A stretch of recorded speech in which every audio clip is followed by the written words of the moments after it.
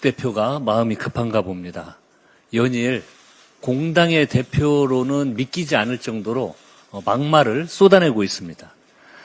장 대표는 1차에서 이미 대상자 중 91.2%가 신청한 고유가 피해 지원금을 두고 선거 매표라고 주장을 합니다. 중동 상황 장기화가 촉발한 고유가 고물가로 그야말로 벼랑 끝 사투를 벌이고 있는 국민들이 보이지 않습니까? 뿐만이 아닙니다.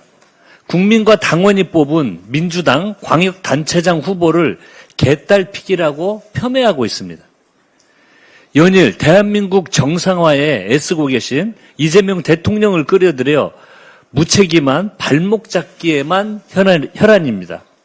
장동혁 대표 페이스북 한번 들어가 보십시오. 온통 비방과 음해, 흑색 선정과 중상 모략뿐입니다. 경악스럽습니다. 아무리 선거 앞이라도 정치인이 지켜야 할 선과 최소한의 공당 대표로서의 품격이 있습니다. 무엇보다 아무리 능력과 자질이 부족하다고 해도 최소한의 국민 선택의 기준이 될 공약 하나 정도는 내놓기를 바랍니다. 6.3 지방선거는 지역 발전을 이끌어갈 일꾼을 선출하는 선거입니다. 민생 여건이 녹록치 않습니다. 아무 의미 없는 정쟁에 허비할 시간이 없습니다. 민주당은 오직 능력과 비전으로 국민 여러분의 선택을 받겠습니다. 국민의힘도 부디 정신 차리기를 바랍니다. 제22대 국회 후반기 국회의장 후보로 6선의 조정식 의원, 부의장 후보로 4선의 남인순 의원이 선출됐습니다. 두 분 모두 이재명 정부의 성공과 민생 입법 완수를 대표 공약으로 내세운 만큼 후반기 국회가 대한민국 정상화와 민생 도약의 든든한 지원군이 될 것이라고 확신합니다. 민주당은 새 의장단이 30일부터 일할 수 있도록 빠른 시간 안에 의장단 선출을 처리하겠습니다. 또한 민생 입법에 공백이 없도록 후반기 상임위원장당 구성도 신속하게 마무리하겠습니다. 기준은 오직 민생과 성과입니다. 지금은 민생 안정과 중동 위기 극복이라는 입법 목표가 명확한 때입니다. 지방선거 이후 국회를 곧장 가동하도록 하겠습니다. 민주당은 후반기 국회에서도 위기 극복과 민생 안정을 위해 민첩하고 책임감 있게 뛰겠습니다.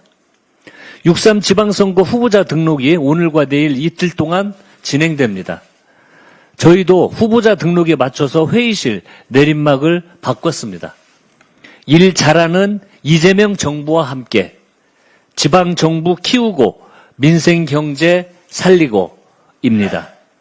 6월 3일 일 잘하는 지방정부를 만들어야 합니다. 민주당 후보들은 정말로 일을 잘합니다. 지방정부가 일을 잘해야 지역이 살맛이 나고 민생이 삽니다. 지역이 살고 민생이 살아야 대한민국도 정상화 될 수 있습니다. 민주당은 어제 균형 발전과 첨단 산업 육상을 위한 메가특구 공약을 발표했습니다. 지방정부와 기업이 현장 수요를 반영해 메가특구를 직접 설계하고 중앙정부는 최고 수준의 예산과 정책 패키지, 규제 특례를 적용하는 내용입니다. 메가특구는 단순한 산업단지가 아니라 대한민국의 혁신과 변화를 견인할 새로운 전략 거점이 될 것입니다. 윤석열을 등에 업은 지방 권력은 지난 4년 내내 무능과 무책임의 대명사였고 지역을 망쳤습니다. 민주당의 지방선거 후보들은 일 잘하는 이재명 정부와 함께 지역을 살리고 대한민국을 정상화할 최적의 후보들입니다. 국민 여러분, 민주당의 후보들을 주목해 주십시오. 당정청의 비상한 대응으로 대한민국 경제가 위기를 극복하고 슬기롭게 버텨내고 있습니다. 올해 1분기 실질 국내 총생산 성장률은 전기 대비 1.6%로 세계 주요국 가운데 최고치를 기록했습니다. 1분기 수출은 2,199억 달러로 역대 최대치이자 세계 5위 기록입니다. 코스피 지수는 8,000선에 육박했고 JP모건은 연말 1만 포인트 전망을 내놓았습니다. 고유가 피해 지원금이 본격적으로 지급되면 전통시장과 골목 상권의 숨통 역시 트일 것이라 전망합니다. 물론 여전히 안심할 수 없는 상황입니다. 이럴 때일수록 정부의 역할이 중요합니다. 이재명 대통령께서 최근 적극 재정을 통해 국민 경제 대도약의 발판을 닦아야 한다고 강조했습니다. 당연한 말씀입니다. 정부가 나서서 민생과 미래에 투자해야 합니다. 반도체와 AI 같은 미래 첨단 전략 산업에 투자하는 국민성장펀드가 다음 주 22일 출시됩니다. 정부가 직접 설계한 국민참여형 펀드로 손실이 나면 정부가 최대 20%까지 보전해주고 소득공제 등 세제 혜택도 다양합니다. 국민 여러분의 많은 참여를 바랍니다. 민주당은 정부와 함께 위기 속에서 새로운 성장과 도약의 기회를 찾아내겠습니다. 이상입니다. 다음은 유동수 정책위원회 경제수석 부의장의 발언이 있겠습니다. 네, 안녕하십니까. 정책위 경제수석 부의장 유동수입니다. 지난 우리 추경을 통해서 실제로 유가 상승에 대한 정책 지원금들이 많이 지급됐습니다. 그 중에 하나가 납타 가격 상승으로 인해서 납타 확보가 굉장히 어려웠습니다. 그런데 이게 정부 예산안이 원래 추경 예산이 4,700억이었는데 저희들이 추경 심사하는 과정에서 2,000억을 올려서 6,700억 정도를 지원했습니다. 그 효과로 실제로 납타 확보율이 전년 대비 85에서 90% 정도를 확보하고 있습니다. 이 납타를 통해서 실제로 의료 필수품 주사기라든지 그다음에 생활 필수품인 쓰레기 봉투까지 국민의 일상에 미치는 필수재들이 원활히 지금 공급되고 있습니다. 그래서 이번 추경의 효과가 민생 지원금뿐만이 아니라 전체적으로 유가 상승에 대한 국민의 불편을 해소하는 데 기묘하게 역할을 하고 있다는 점을 먼저 말씀을 드리겠습니다. 어제자 KDI 경제전망 2026년 상반기에 따르면 방금 우리 존경하는 한병도 원내대표께서 말씀하신 것처럼 우리 경제는 1, 4분기 GDP가 반도체 중심의 수출 호조로 전기 대비 1.7%, 전년 동기 대비 3.6% 증가하면서 경기 흐름, 개선 흐름을 지속하고 있습니다. 이에 따라 우리 경제는 2026년도에 2.5% 정도 성장한 이후에 2027년도에도 1.7% 수준의 성장을 나타낼 전망이라고 합니다. 하지만 중농전쟁 장기화 등 대외 여건을 고려하면 올해와 내년에 우리 경제 상황을 낙관만 할 수가 없습니다. 최근 아시아개발은행은 중동전쟁이 장기화할 경우에 우리나라 경제 성장률이 올해 0.9%포인트, 내년에 0.5%포인트 하락할 수 있다는 분석을 내놨습니다. 따라서 국내 경기 개선 흐름이 꺾이지 않고 지속되어서 경제 대도약의 발판이 마련될 수 있도록 선제적이고 적극적인 재정 정책의 추진이 필요합니다. 이재명 대통령께서도 지난 12일 국무회의에서 적극 재정을 통해서 내수를 활성화하고 GDP와 경제 성장률을 제고하여 그 결과 세액 기반이 확대되고 국가 부채 비율이 하락하는 선순환 구조 실현을 강조한 바 있습니다. 국가 부채 비율은 일반적으로 국채, 공공부채 등 국가의 총부채를 국내 총생산 GDP로 나눈 뒤 100을 곱하여 %로 나타내는 방식으로 계산합니다. 국가 부채비를 낮추기 위해서는 분자를 낮추거나 분모를 늘리면 되는 것입니다. 매우 기초적인 산수입니다. 국가의 생산성을 제고하기 위한, 즉 국가의 GDP를 확대하기 위한 지출은 국가의 채무 부담을 가중시키는 것이 아니라 오히려 부채 비율을 감소시키고 국가를 성장하게 하는 정책입니다. 이미 전략적인 적극 재정 운영이 민생 경제에 미치는 플러스 효과는 25년도에 지급된 민생 회복 소비 쿠폰을 통해서 확인되었습니다. 한국조세재정연구원이 수행한 민생 회복 소비 쿠폰의 경제적 효과 분석 연구 용역에 따르면은 13.52조 원의 소비 쿠폰 지급으로 5.86조 원의 소상공인 순매출 증대 효과가 발생한 것으로 나타났습니다. 현금 지급이 아닌 쿠폰 지급, 저소득층에 대한 차등 지급, 사용처, 사용 기한 제한 등의 전략적 운영으로 미시적으로는 기존의 미국이나 일본, 대만 등의 선행 연구에서 보고된 이전 지출의 매출 증대 비율인 20 내지 33% 수준을 상회하는 수치인 43.3%의 순매출 증대 효과를 거두었습니다. 거시적으로도 현금 지급 방식보다 소비 증가율과 GDP 성장률 기여 측면에서 각각 0.2%포인트와 0.35%포인트 높은 효과를 보인 것으로 분석됐습니다. 이는 적시에 이루어진 과감한 재정 투입이 내수를 진작하고 경제 전반에 활력을 불어넣는다는 점을 입증하는 것입니다. 현재 우리 경제는 경제 주체 간 자산과 소득과 소비 양극화와 불균등한 성장을 의미하는 K자형 성장의 위협에 직면해 있습니다. K자형 성장의 한계를 극복하고 지속적인 실질 GDP 증가를 위해서 형식적인 국가 부채 감소보다는 적극 재정 정책 추진에 집중해야 합니다.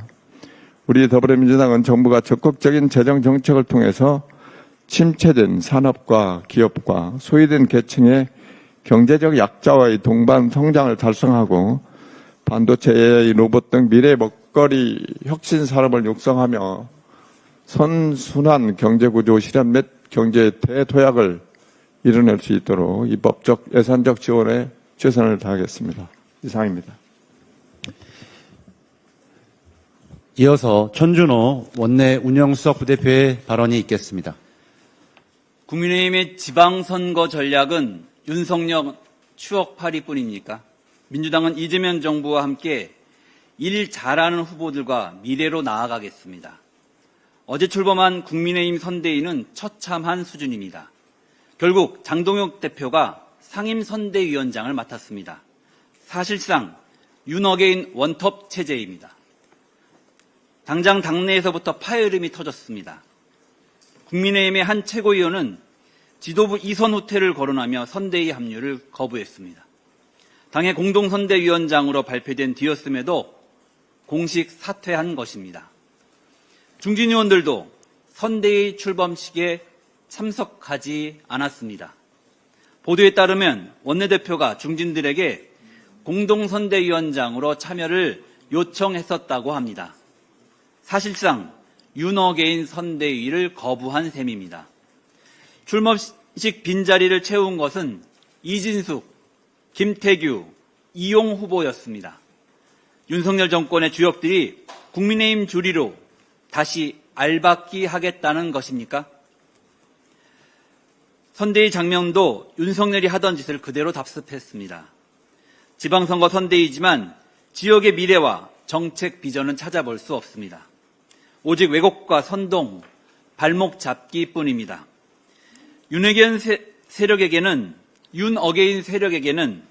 그리운 화법일지 모르지만 국민에게는 진절이 나는 악몽입니다. 국민은 윤석열 대통령이었던 과거로 돌아갈 생각이 추호도 없습니다. 윤석열이 저지르는 내란을 극복하고 앞으로 나아가기도 바쁩니다. 대한민국 성장과 발전의 길에 놓인 과제들은 녹록하지 않습니다. 중동 상황을 차분히 관리하고 자본시장 정상화를 지속해야 합니다. 지역 발전을 이루고 민생 경제를 살려야 합니다. 이재명 정부와 호흡을 맞춰 일할 지방 정부가 꼭 필요합니다. 민주당이 각 지역의 일 잘하는 후보들과 함께 지역의 미래를 치열하게 고민하겠습니다. 국민의힘은 윤석열식 거짓 선동과 공작을 중단하십시오. 허위 사실과 날조로 서울시장 선거를 치르려는 시도는 통하지 않을 것입니다. 국민의힘 김재섭 의원의 윤석열식 거짓 선동이 도를 넘어섰습니다. 판결문에 확정된 사실조차 무시하고 일방적 주장으로 허위 사실을 유포했습니다. 정원호 후보와 관련된 30년 전 사건은 5.18 민주화 운동과 6.27 지방선거에 대한 인식 차이로 발생한 다툼이었습니다. 그것이 판결문과 언론 보도를 통해 확정된 사실입니다. 1996년 30년 전에 선고된 법원 판결문에는 이 사건 경위에 대해 정치관계 이야기를 나누다가 서로 정파가 다른 관계로 언성이 높아지면서 다툼이 되자라고 명확히 적시하고 있습니다. 당시는 5.18 관련자 불기소 처분과 위증 수사 여부를 두고 공방이 격화되던 시기였습니다. 사건 당일 아침에는 노태우 전 대통령의 발언으로 인한 사회적 공분도 커지고 있었습니다. 광주 사태는 중국 문화혁명에 비하면 아무것도 아니다 라는 발언이 신문 일면에 보도되었습니다. 이런 상황에서 역사적 인식과 정치 문제를 둘러싼 언쟁이 물리적 충돌로 비화되었던 것입니다. 그런데 김재섭 의원은 당시 구의회 회의록에 기록된 민주자유당 구의원의 일방적 발언을 그대로 가져와 마치 사실인 양 호도했습니다. 토끼록은 참석자의 발언을 그대로 기록한 것일 뿐 사실 여부를 판단하는 자료가 아닙니다. 해당 발언은 당시 정치적으로 대립하던 구청장을 공격하기 위해 상대당 소속 구의원이 아무런 근거 없이 제기한 일방적 주장을 반복한 것에 불과합니다. 김재섭 의원의 선동과 공작은 매우 악질적입니다. 이미 국민의힘 주진우 의원에 의해 공개된 판결문의 객관적 자료는 외면했습니다. 대신 자신에게 유리한 주장만 취사 선택해 정치 공세에 활용했습니다. 이 과정에서 김재섭 의원은 기초적인 사실관계 확인조차 하지 않았습니다. 속기록에서 일방적 발언을 한 해당 구의원이 무소속이었다고 했습니다. 그러나 당시 기초의원은 정당 공천이 법적으로 금지되어 사실상 내천을 받았습니다. 형식상 무소속이었을 뿐입니다. 실제로 해당 구의원의 당시 선거 공보물에는 민주자유당 양천갑 부위원장 경력이 명시되어 있습니다. 이토록 중대한 공작을 벌이면서 기초적인 사실조차 확인하지 않은 것입니까? 국민 앞에 부끄럽지도 않습니까? 윤석열을 대통령으로 당선시킨 지난 20대 대선에서 국민의힘이 어떻게 했습니까? 허위 조폭설 유포에 상대 후보였던 이재명 후보를 악마화했습니다. 지금 서울시장 선거에서 벌어지는 일이 그때와 똑같습니다. 거짓으로 서울 시민을 선동하고 정원 후보에게 어떻게든 부정적 이미지를 씌우려 합니다. 이를 주도하는 김재섭 의원은 청년 정치인이 아닌 윤석열 주니어입니다. 어제 민주당은 김재섭 의원을 공직선거법 제250조 제2항 낙선 목적 허위 사실 공표죄로 고발했습니다. 허위 사실을 유포하는 저질 정치는 퇴출되어야 합니다. 허위와 날조로 유권자의 판단을 흐리는 윤석열식 선동에 단호히 대응하겠습니다. 서울시가 오세훈 역점 사업 감사의 정원을 결국 강행했습니다. 12일 준공식에서 오세훈 후보는 한없이 뿌듯해했습니다. 시민은 안중에도 없고 오직 지적을 쌓았다는 성취감에만 도취된 것입니다. 참으로 아둔하고 고집스럽습니다. 시민의 평가는 냉정합니다. 세종대왕께서 철창에 갇힌 것 같다고 합니다. 밭도로총 조형물이 광화문 광장의 정체성에 맞지 않다는 의미입니다. 광화문 광장이 어떤 곳입니까? 내란을 이겨낸 대한민국 민주주의의 성지입니다. 세종대왕과 이순신 장군의 얼을 기리고 문화를 꽃피우는 곳입니다. 최근 BTS 공연이 열려 전 세계인이 이목이 모이기도 했습니다. 이곳에 23개의 거대한 밭드로총은 전혀 어울리지 않습니다. 오죽하면 거대한 따릉이 주차장 같다거나 양갈비 같다는 비아냥까지 나오겠습니까? 오세훈은 이 사업을 추진하는 과정에서 계엄과 내란 과정에 이 사업을 추진하면서 절차를 무시하고 속도를 냈습니다. 그러다 정부로부터 공사중지 명령을 받기도 했습니다. 도대체 무엇이 그리 급한 것입니까? 어떻게든 선거 전에 치적 쌓기에 실적을 올리려는 것 아니었습니까? 언론 인터뷰에서 시민들은 사업에 207억이 들었다는 얘기에 충격을 금치 못했습니다. 참전용사들을 위한 일에 직접 쓰였으면 좋았겠다라고 하셨습니다. 지당한 말씀이십니다.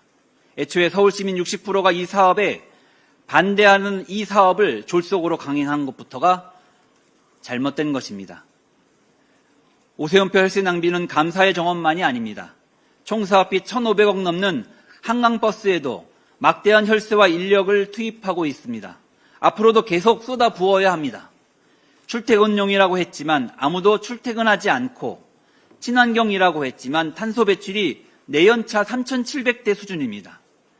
종묘 앞 초고층 빌딩과 특혜 의혹 등 유사한 헛발질이 셀 수도 없습니다. 오세훈 후보는 선거운동 다닐 때가 아닙니다. 서울을 오세훈 치적 쌓기 말판쯤으로 여기는 이 오만함부터 뜯어 고치십시오. 서울은 서울 시민의 삶의 터전이자 대한민국의 미래입니다. 이상입니다. 이어서 김한규 원내 정책수석 부대표의 발언이 있겠습니다. 어제 KDI가 2026년 상반기 경제 전망을 발표했습니다. 올해 우리 경제는 2.5% 성장하고 잠재 성장률을 상회하는 경기 확장 국면에 진입했다는 진단입니다. 이는 1%였던 작년 성장률의 2배를 훌쩍 넘는 수치입니다. 중동 전쟁이라는 대외 악재 속에서도 1분기 GDP가 전년 동기 대비 3.6% 성장한 결과입니다. KDI는 민간 소비 회복의 개선 흐름으로 소득 개선과 정부의 소비 지원 정책을 지목했습니다. 또한 재정 정책의 무게중심을 잠재 성장률 제고와 소득 취약계층 지원에 두면서 동시에 지출 효율화의 필요성을 강조했습니다. 이는 최근 이재명 대통령께서 강조해 오신 재정 지출 효율화 기조와 정확히 맞닿아 있습니다. 성장 잠재력은 키우고 취약계층은 더 두텁게 지원하면서 재정의 군살은 덜어내는 길, 이재명 정부와 더불어민주당이 가고 있는 길입니다. 이번 성장률 상향 전망이 단발성 호재로 끝나지 않고 국민 한 분 한 분의 살림살이 개선으로 이어지도록 정부와 함께 꼼꼼히 챙기겠습니다. 지방선거 기간에는 평소보다 더 민생을 챙기고 지역의 어려움에 귀를 기울이게 됩니다. AI 시대이지만 아직 농사는 사람의 손이 많이 필요합니다. 그러다 보니 다치는 분들도 꽤 많이 있습니다. 제주에서는 봄이면 감귤나무 가주치기나 파쇄 작업이 한창인데 전정가위, 파쇄기, 톱 등으로 작업을 하다 손가락 사고를 당하는 도민이 매년 늘어나고 있습니다. 지난해에만 111건의 손가락 손상 사고가 발생했고 절단 사고도 58건이나 됩니다. 신속한 접합 수술이 필요한데 제주에는 치료할 전문의가 부족해 환자를 많은 경우에 도외 의료기관으로 이송하고 있는 실정입니다. 제주에 온 관광객이 손가락 절단 사고를 당했으나 수지 접합 시술을 장시간 받지 못한 사례도 존재합니다. 제주도민만의 문제가 아닙니다. 그래서 환자들이 골든타임을 놓치지 않도록 제주에 MRI, CT를 둔 수지 접합 전문 병원이 필요하나 200병상 이상의 대규모 병원만 허용되어 환자 수가 적은 지역에서는 병원 설립이 불투명한 상황입니다. 이러한 규제는 제주만이 아니라 의료 낙후 지역의 공통적인 문제입니다. 이제 속도를 내겠습니다. 보건복지부와 협의해 지역의 의료 여건을 충실히 살피고 필요한 곳에 필요한 의료 장비가 들어설 수 있도록 하겠습니다. 어느 지역에서도 건강권 보장에 빈틈이 없도록 노력하겠습니다. 어제 저녁에 광화문 광장에 가봤더니 거대한 공룡뼈가 있었습니다. 오세훈 서울시장이 끝내 고집을 부린 감사의 정원 받들어 총 조형물이 공개됐습니다. 관심을 보이는 시민들은 거의 없고 누가 훼손할까 감시하는 직원들만 여럿 확인할 수 있었습니다. 알바비로 월 380만 원을 받는다는 분들이었습니다. 서울시 공식 소셜미디어에도 자랑스럽게 올려뒀는데 수많은 댓글이 달렸습니다. 그 예산으로 독립유공자나 참전용사분들 지원을 했어야 한다. 흉물스럽다. 당장 서울시를 감사해야 한다. 내 세금으로 무슨 짓을 한 거냐. 이런 비판이 줄을 이뤘습니다. 흉측한 디자인은 그렇다 치고 시대착오적인 반공주의로 광화문 광장을 채우려고 하는데 서울시님이 이념으로 시장을 뽑으리라는 희망은 망상입니다. 그리고 선거를 20여일 앞두고 국민 세금으로 한 선거운동도 비난받아야 합니다. 오세훈 시장이 2011년 반대했던 무상급식 예산이 695억 원이었는데 거대한 공룡뼈와 공원 종합정비 예산은 그보다 큰 730억이라고 합니다. 어떻게 15년간 사람이 하나도 안 바뀌었습니까? 이제는 전시행정에만 빠져있는 시장이 아니라 서울 시민들의 생활을 꼼꼼하게 챙길 시장이 필요합니다. 감다죽 오세훈 시장님, 이제 정말 시장 그만두실 때가 됐습니다. 이상입니다.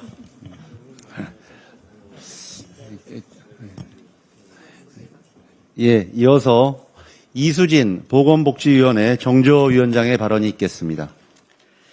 네, 더불어민주당 보건복지위원회 정책조정위원장 이수진입니다. 많은 국민께서 걱정하신 중동 전쟁발 의료제품 수급 불안정 사태가 이재명 정부의 발빠른 대처로 안정세를 찾아가고 있습니다.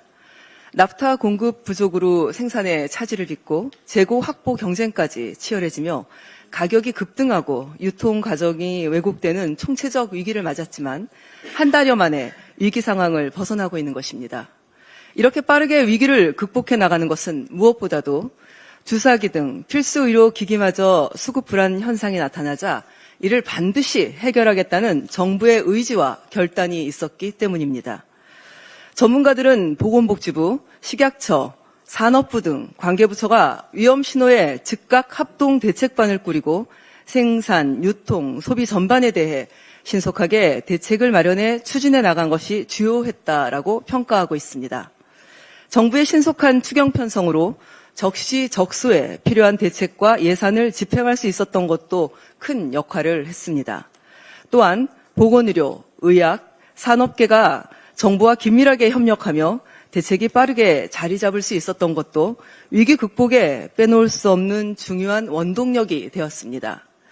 아직 중동 사태가 진행 중이고 문제가 완전히 해결된 것은 아니지만 이번 위기 극복 과정은 정부의 발빠른 대처와 보건의료 의학 산업계의 적극적인 협력이 만들어낸 위기 극복의 또 하나의 모범 사례, 대한민국의 소중한 경험과 자산이 될 것이라고 생각합니다.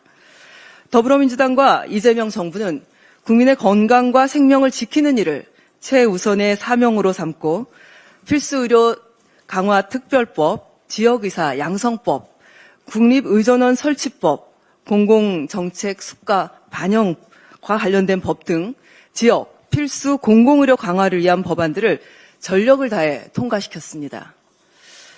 더불어민주당은 이재명 정부와 함께 의료 대란, 중동 전쟁발 위기를 대한민국의 보건의료 시스템을 한 단계 더 강화해 나가는 기회로 만들겠습니다.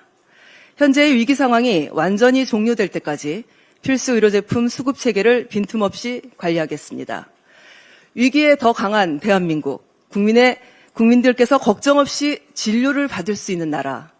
우리는 말로만 하는 개혁이 아닌 결과로 증명하는 국민 중심의 진짜 의료 개혁을 반드시 완수하겠습니다. 이상입니다. 예, 이어서 오늘 미중 정상회담이 예정되어 있는데요. 이와 관련해서 안도걸 부대표님의 발언이 있겠습니다. 미중 정상회담을 앞두고 베센트 미국 재무장관 그리고 허리평 중국 부총리가 한국을 방문하셨습니다. 어제 이재명 대통령께서는 양국 재무장관을 각각 접견하셨고 이어서 양국 재무장관 간의 미중 정상회담 준비를 위한 실무회담이 대한민국에서 개최되었습니다. 이러한 외교적 이벤트는 대한민국의 외교적 위상과 전략적 중요성을 국제사회가 다시 한번 확인하는 의미 있는 성과라고 생각합니다. 특히 최근 세계 경제가 미중 패권 전쟁, 공급망 재편, 관세 갈등, 환율 불안 등 복합적 불확실성에 직면한 상황에서 세계 경제를 움직이는 두 축인 미국과 중국이 한국을 회담 장소로 선택한 것은 결코 우연이 아닙니다. 대한민국이 글로벌 경제, 금융 질서 속에서 신뢰받는 중견국이자 안정적인 협의 플랫폼으로 자리매김하고 있다는 것을 보여주는 상징적인 사건이라고 생각합니다. 우리 경제는 수출, 통상, 금융 측면에서 미중 양국과 긴밀히 연결되어 있습니다. 그런 만큼 이번 회담은 단순한 외교 행사를 넘어 글로벌 공급망 안정, 환율 및 금융시장 안정, 첨단 산업 협력 등 우리의 국익과도 직결된 매우 중요한 의미를 갖고 있다고 할 수 있습니다. 아울러 이번 회담을 계기로 대한민국이 국제경제 현안 논의의 참여자를 넘어 갈등을 조정하고 협력을 촉진하는 중재 플랫폼 국가로 도약할 가능성도 확인할 수 있습니다. 정부는 이번 회담이 한반도와 동북아의 안정, 글로벌 경제 회복, 국제금융시장 안정으로 이어질 수 있도록 적극적인 지원과 외교적 역할을 다해야 할 것입니다. 대한민국의 국격과 외교적 위상이 이렇게 높아진 만큼 정부와 우리 민주당은 이러한 외교적인 성과가 실질적인 경제, 산업의 성과와 국익으로 연결될 수 있도록 최선의 노력을 다하도록 하겠습니다. 이상입니다. 예, 마지막으로 제가 한 말씀 드리겠습니다. 전준호 수석과 김한규 수석도 아마 광화문 광장을 가보고서 말씀을 드렸는데요. 저는 거기에 저도 가봤고 많은 분들이 그 교도소 새창살 같은 그 모습을 보면서 다양하게 표시를 하고 있는데 그걸 보는 각도에 따라서는 마치 그 소중한 한미 동맹을 쇠창살에 가두는 감금의 정원처럼 보였습니다. 오세훈 시장이 그렇게 소중하게 생각했던 한미 동맹을 어떻게 가두고 있는지 굉장히 보여주는 한 장면이었다고 생각합니다. 내일은 제 45회 스승의 날입니다. 어려운 여건 속에서도 묵묵히 교육 현장을 지키고 계신 이 땅의 모든 선생님들께 깊은 존경과 감사의 말씀을 올립니다. 최근 코미디언 이수지 씨의 유치원 교사 풍자 영상이 큰 화제가 되었습니다. 아마 여기 계신 많은 언론인 여러분들도 보셨을 거라고 생각합니다. 각양각색의 다양한 민원 때문에 귀에서 피를 흘리면서도 웃음을 잃지 않아야 하는 이민지 선생님의 모습은 우리에게 웃음을 주긴 하였지만 그 뒷맛은 정말 씁쓸했습니다. 세계적인 사회학자 미국의 샘 리처드 펜실베니아 대학교 주립교수는 이 영상을 보고 한국 영상 중 가장 충격적이라고 언급을 했습니다. 그러면서 눈치 문화라는 관점으로 이 영상을 분석했습니다. 리처드 교수는 한국의 교사들이 주변의 기대를 맞추느라 정작 자기 자신을 잃어가고 있으며 진실된 모습을 보여주지 못하는 데서 오는 지독한 외로움을 겪고 있다고 이야기했습니다. 웃자고 만든 풍자 영상에 세계적인 사회학자가 주목하고 수많은 교사가 눈물 어린 공감을 보내는 현실이 정말로 안타깝습니다. 모기 물림 관리부터 특정 성분의 물티슈 요구까지 교육의 본질을 벗어난 무리한 요구와 민원 때문에 더 이상 이러한 민원들은 더 이상 개별 교사가 감당할 수 있는 수준을 넘어섰습니다. 어제 저는 동료 의원 여러분들과 함께 교원의 여러 가지 기본권의 문제에 대한 토론회를 열었습니다. 이 토론회 현장에서도 우리 교원들의 다양한 주권자로서의 시민으로서의 요구들이 분출되었고 이분들의 요구는 당당한 주권자로서 목소리를 내고 싶다라는 그런 이야기들이었습니다. 더불어민주당은 선생님들이 더 이상 외로운 눈치 싸움에 내몰리지 않도록 하겠습니다. 무리한 민원으로부터 교권을 보호하는데 실질적인 대책을 강화하고 교사와 교원들이 여러 가지 기본권을 제대로 보장받을 수 있도록 입법적 토대도 마련해 나가겠습니다. 다시 한번 대한민국 미래를 길러내시는 선생님들의 노고에 경의를 표합니다. 여러분의 어깨가 가벼워지는 그날까지 더불어민주당이 끝까지 함께하겠습니다. 예. 준비된 잠시 마치기 전에요. 원내대표님의 발언이 예. 있습니다. 오늘 여러 발언이 나왔는데 서울시장 관련해서 제가 말씀을 듣다가 꼭 이런 생각이 들었습니다. 참 내란 세력답고 똑같고 변하지 않는다라는 생각이 드는 게 사실 그제 밤에 제가 모 인사들과 저녁 식사를 하던 중에요. 핸드폰을 보더니 내일 정은호 후보 관련된 뭔가 큰 게 터져서 아마 정은호 후보가 그날부터 어려워질 거다라는 이야기를 해서 대체 이게 무슨 이야기를 하는 거지? 하고 좀 걱정도 되잖아요. 근데 그 다음날 나온 게 지금 오늘 우리가 이야기한 결국은 이 내용이었습니다. 그러니까 상대 측 주장만 갖다가 그것도 우리 민주당 쪽 반대되는 그때 당시 민주자유당이었나요? 그쪽 측 인사 그쪽 성향의 인사의 주장만을 가지고 30년 전 이야기를 일방적으로 주장하는 그것에 불과한 내용이었습니다. 제가 왜 똑같다고 말씀드리냐면 제가 재선을 할 때 행안위원을 했는데요. 그때 당시에 경기도 국정감사를 앞두고 전날 밤에 똑같은 현상이 있었습니다. 내일 큰 건 터진다. 경기도지사 이재명은 이거 터지면 끝장이다. 라고 하면서 국힘 쪽에서 뭔가 분위기가 그런 이야기가 막 돌았습니다. 그럼 대체 뭘까?